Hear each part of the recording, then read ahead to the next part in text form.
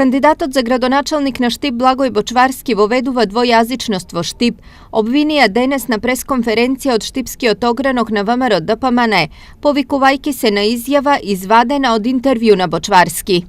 Почитувани штипјани, според кандидатот за градоначалник на Штип од СДС, ова е иднината за нашиот град. А еве што во интервјуто рекол Бочварски.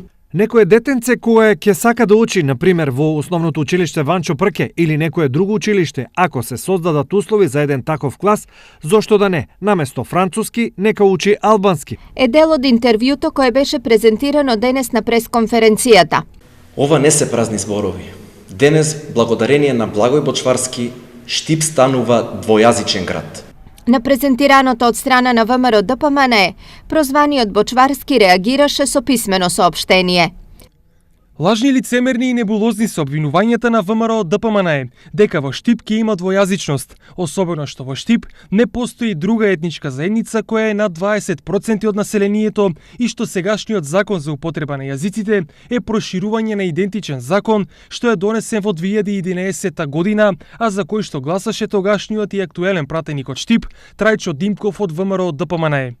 Граѓаните на Штип одамна не веруваат во лагите, заканите и поделбите што ги шири ВМРО ДПМН и токму затоа оваа партија денес е во опозиција и токму затоа убедливо ќе ги загуби локалните избори како во Штип, така и во другите општини.